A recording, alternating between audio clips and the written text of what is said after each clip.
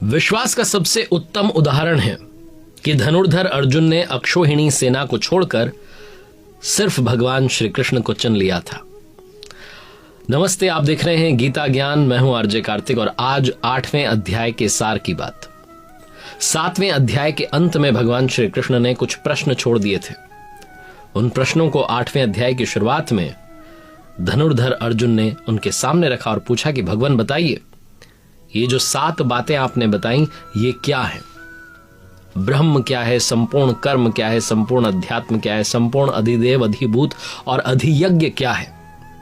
तो इन 7 प्रश्नों का उत्तर भगवान श्री कृष्ण इस अध्याय में देते हैं और साथ ही अपने सखा अर्जुन को ब्रह्मांड किस तरीके से काम करता है उसकी समझ देते हैं और बताते हैं कि क्या होता है पुनर्जन्म और कब पुनर्जन्म के चक्र से मुक्ति मिलती है।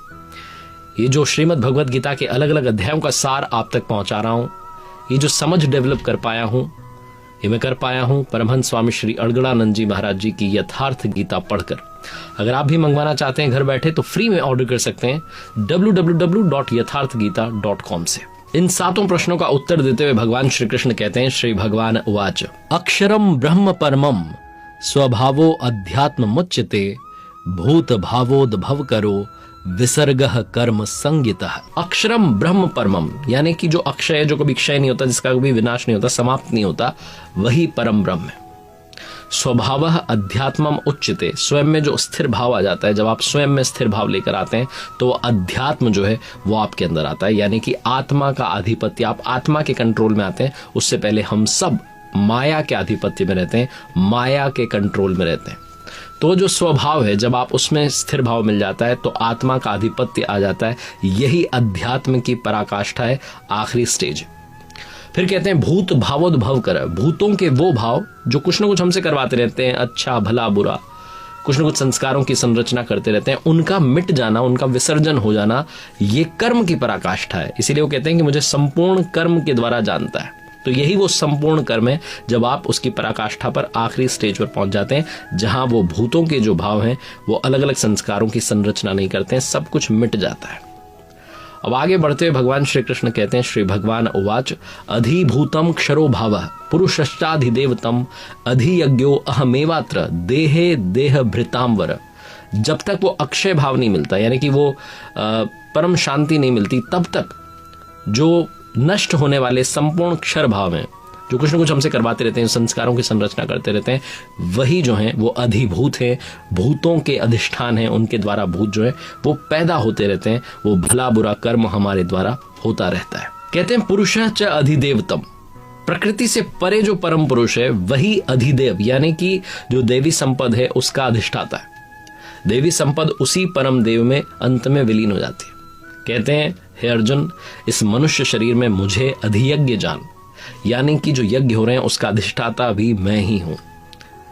भगवान श्री कृष्ण कहते हैं कि जो तत्व में स्थित महापुरुष है वो संपूर्ण यज्ञों का भोक्ता है, अंत में यज्ञ उसी में प्रवेश पा जाते हैं, वहीं जाकर के आपको परम स्वरूप मिल जाता है। इस तरीके से जो धनुर्धर अर्जुन के 6 प्रश्न थे उनका समाधान किया। अब वो जो 7वां और अंतिम प्रश्न है कि आप अंत काल में किस प्रकार से जानने में आते हैं कि कभी हम विस्मृत ना हो, हमारी जो याद है, हमारी जो मेमोरी है, उससे आप कभी गायब ना हो, हम कभी आपको विस्मृत ना करें, वो क्या है? तो उसका उत्तर देते हुए भगवान श्री कृष्ण कहते हैं, अंत काले च मामेव स्मरण मुक्त्वा कलेवरम यह प्रयाति सम्मदभावम याति नास्त्यत्र संशय। भगवान श्री कृष्ण कहते हैं कि जो पुरुष अंत काल में मन के निरोध के साथ में मन को रोक करके और विलय काल में, उस अंत काल में मेरा स्मरण करते हुए इस शरीर के संबंध को छोड़ देता है, वो मद भावम, साक्षात मेरे स्वभाव को प्राप्त होता है। शरीर का निधन जो है वो अंत काल नहीं है। ऐसे तो बहुत सारे लोग रोज जो है जिनका निधन हो रहा होता है, ये तो दैनिक एक प्रकृति की क्रिया है कि कोई मर रहा होता है, कोई पैदा हो रहा होता है। ये शरीर का निधन नहीं, मरने के बाद भी आपको अगला जन्म मिल जाता है, जो कि श्रीमद् भगवद गीता में भगवान श्री कृष्ण ने बताया। जब आपके जो संस्कार हैं उनकी सतह जो है वो मिट जाए, जब मन का कंप्लीटली निरोध हो जाए, विलीन हो जाए मन, वहां अंत काल आता है, जिसके बाद में आपको शरीर धारण नहीं करना पड़ता है और ये चल करके देखा जा सकता है। हमारे स्वामी जी यथार्थ गीता में कहते हैं कि सिर्फ ये बातचीत से समझ में नहीं आएगा, इसके लिए प्रैक्टिस करनी होगी। अगर आपको लगता है कि थ्योरी आप समझ लेंगे तो बहुत सारी चीजें आपको थ्योरी से समझ में नहीं आएंगी, आपको प्रैक्टिकल करना होगा, आपको मेडिटेशन करना होगा, ध्यान करना होगा, अभ्यास करना होगा। भगवान श्री कृष्ण आगे बताते हैं कि कब और कैसे मैं जानने में आता हूं।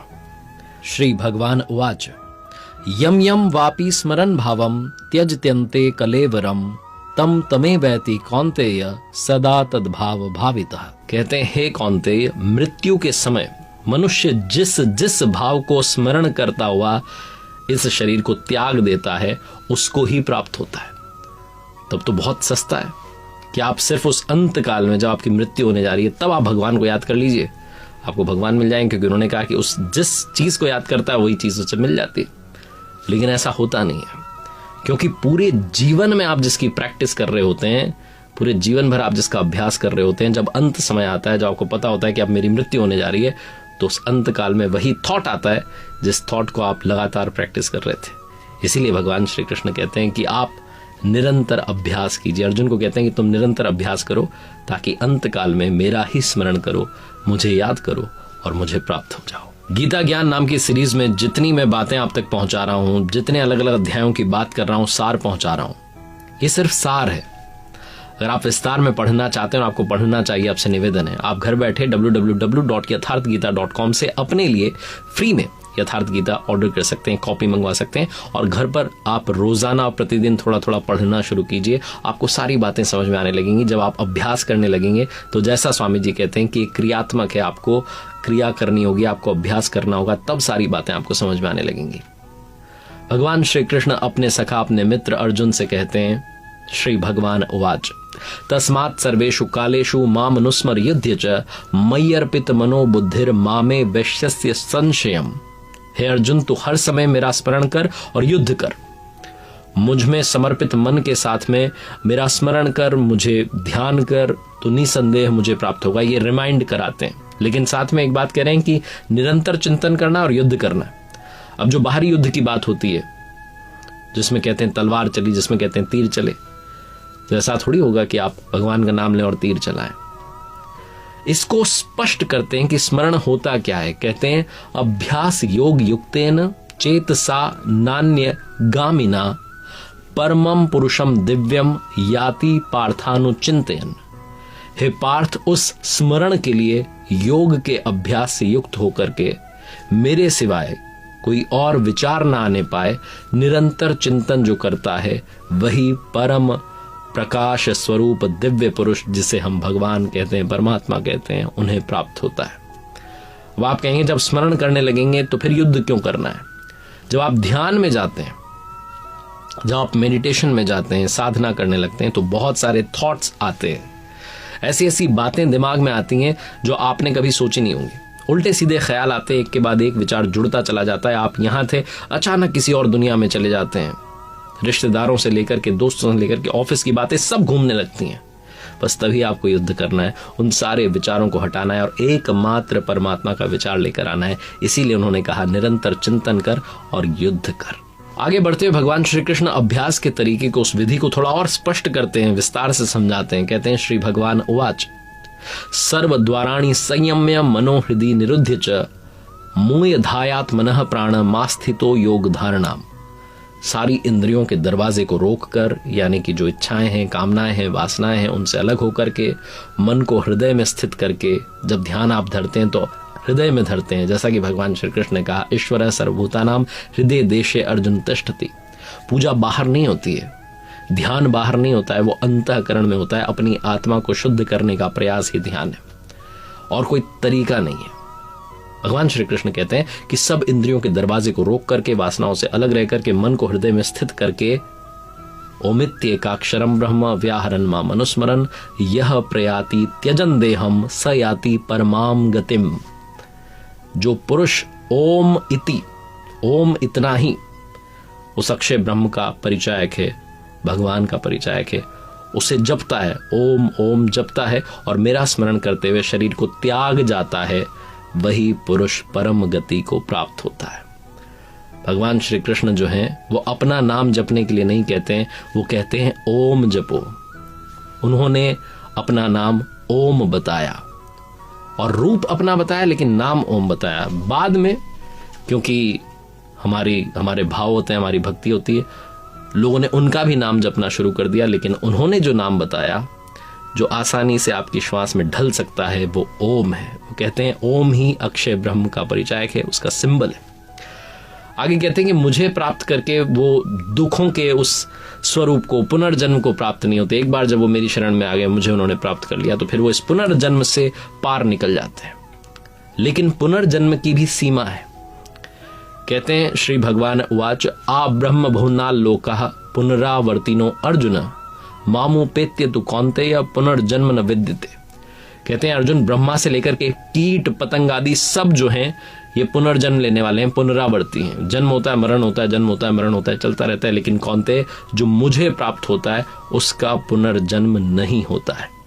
अब प्रश्न ये उठता है कि क्या ब्रह्मा भी पुनरावर्ती हैं? क्या उनका भी पुनर्जन्म होता है? श्रीमद् भगवद गीता की यथार्थ व्याख्या यथार्थ गीता में परमहंस स्वामी श्री अड़गड़ानंद जी महाराज जी ने इस प्रश्न का उत्तर बहुत अच्छे से समझाया, बहुत अच्छे से इसकी व्याख्या की है। तो प्रश्न ये है कि क्या ब्रह्मा भी मरण धर्मा है? क्योंकि इस श्लोक में यही बात कही गई। अध्याय 3 में भगवान श्री कृष्ण कह रहे हैं कि प्रजापति ब्रह्मा जो है, प्राप्ति के पश्चात बुद्धि जो है वो सिर्फ यंत्र रह जाती है, परमात्मा उसमें व्यक्त होता है। ऐसे महापुरुषों ने ही यज्ञ की संरचना की, ऐसा वो बताते हैं। और यहाँ कहते हैं कि ब्रह्मा की स्थिति प्राप्त करने वाला भी पुनरावर्ती है, उसका भी पुनर्जन्म होता है। तो वो कहना क्या चाहते हैं? जिन महापुरुषों के द्वारा परमात्मा व्यक्त होता है उन महापुरुषों की बुद्धि ब्रह्मा नहीं है, लेकिन लोगों को उपदेश देते हैं, उनका कल्याण करते हैं, इसलिए वो ब्रह्मा कहे जाते हैं। इसके पहले का जो साधना काल, इसके पहले जो आप प्रैक्टिस कर रहे हैं, मेडिटेशन कर रहे हैं, उसमें जो बुद्धि है वो ब्रह्मा है। लेकिन साधारण मनुष्य की बुद्धि जो ब्रह्मा नहीं है।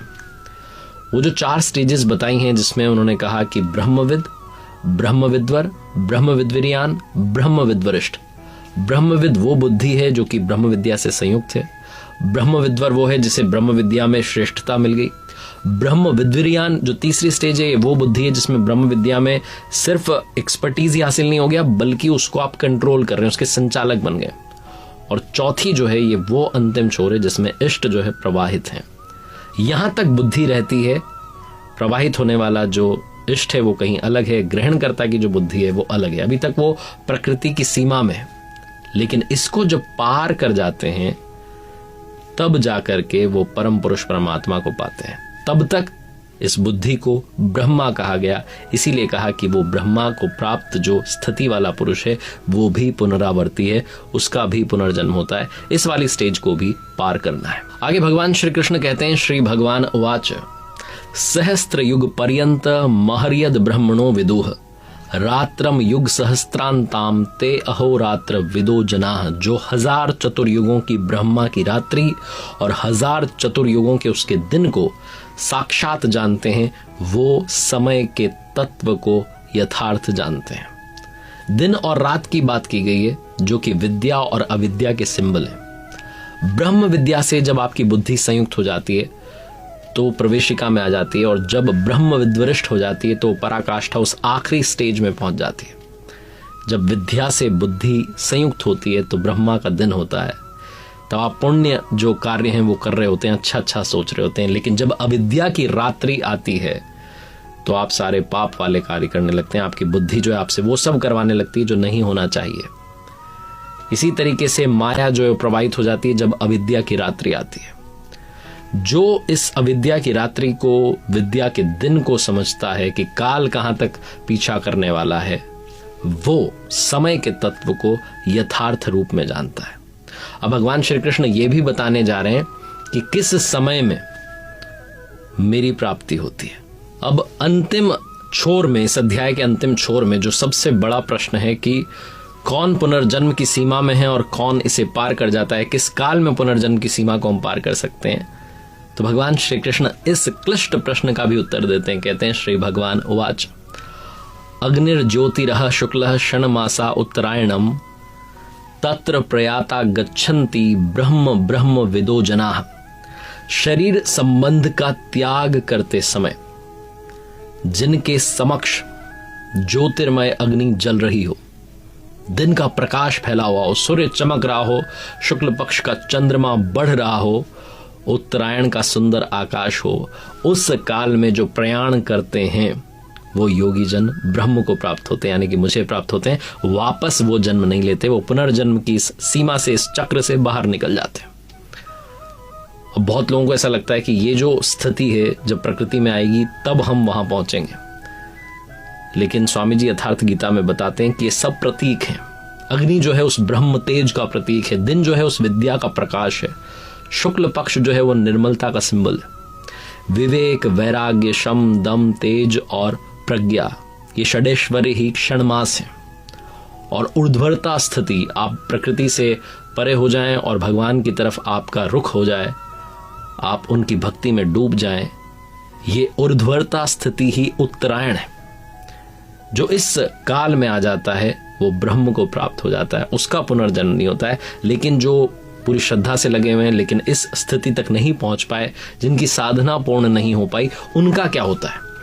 तो इस पर भगवान श्री कृष्ण कहते हैं, धूमो रात्रिस तथा कृष्ण षण्मासा दक्षिणायनम तत्र चांद्रमसम ज्योतिर्योगी प्राप्य निवर्तते। जिसके प्रयाण काल में धुआं फैल रहा हो, योगाग्नि हो लेकिन धुआं फैल रहा हो, अविद्या की रात्रि हो, अंधेरा हो, कृष्ण पक्ष का चंद्रमा क्षीण हो रहा हो, काली मां छाई हुई हो, षड विकारों से युक्त दक्षिणायन यानी कि बहिर्मुखी हो, उसे पुनर्जन्म लेना पड़ता है। षड विकार काम, क्रोध, लोभ, मोह, मद, मत्सर, और दक्षिणायन यानी कि जो बहिर्मुखी है, जो भी परमात्मा के प्रवेश से बाहर की तरफ है, उसे पुनर्जन्म लेना पड़ता है। लेकिन अब प्रश्न ये उठता है कि जिसने इतना प्रयास किया, क्या उसकी साधना नष्ट हो जाती है? इस पर भगवान श्री कृष्ण कहते हैं, श्री भगवान उवाच शुक्ल कृष्णे गति होते जगतः शाश्वते मते एक या यात्वना वृत्ति मन्य या वर्तते पुनः। जो शुक्ल और कृष्ण दोनों प्रकार की गतियां हैं ये जगत में शाश्वत हैं, इसका साधन का कभी विनाश नहीं होता। जो भगवान श्री कृष्ण कहते हैं कि आप बस बीज डाल दीजिए, या आपको वहां तक ले जाएगा जिसे पराकाष्ठा कहते हैं। शुक्ल अवस्था में जो प्रयाण कर रहा है वो पुनर्जन्म में नहीं आ रहा है। दूसरी अवस्था जो है जहां पर क्षीण प्रकाश है, प्रकाश कम है, काली मां छाई हुई है, धुआं छाया हुआ है, ऐसी अवस्था में जो है उसे वापस लौटना पड़ता है, जन्म लेना पड़ता है। तो कहते हैं कि जब तक पूर्ण प्रकाश नहीं मिल जाता तब तक उसे भजन करना पड़ता है, और भजन वहीं से प्रारंभ होता है जहां पर पिछले जन्म में छूटा था। तो इस प्रश्न का भी इन्होंने समाधान किया। इस पूरे अध्याय में, इस पूरे चैप्टर में परम गति की बात बार बार हुई है कि परम धाम मिलता है, परम गति मिलती है, और उसे कहा गया है अव्यक्त, जिसे व्यक्त नहीं किया जा सकता, अक्षय, जो कभी, जिसका कभी क्षय नहीं होता, जिसका कभी विनाश नहीं होता। तो इसीलिए इस अध्याय का नाम है अक्षर ब्रह्म योग नामक 8वां अध्याय। देखते रहिए मेरे साथ गीता ज्ञान, जहां श्रीमद् भगवद गीता के अलग अलग अध्यायों के सार आप तक पहुंचाने का प्रयास रहेगा। अगले एपिसोड में 9वां अध्याय की बात करेंगे। और आपसे एक बार फिर से निवेदन है, आप घर बैठे फ्री कॉपी मंगवा सकते हैं यथार्थ गीता की, ताकि जब आप पढ़ें तो आप सारी बातें विस्तार में समझ पाएं, और बार बार जब आप अध्ययन करेंगे तो आपकी रुचि जो, आपका इंटरेस्ट जो है डेवलप होगा, और आप उस विधि को अपनाने लगेंगे जिसे ध्यान कहा गया है, जिसे अभ्यास कहा गया है। प्रभु कृपा बनी रहे। जय श्री कृष्णा। एक बार फिर से रिमाइंडर, www.yatharthgita.com।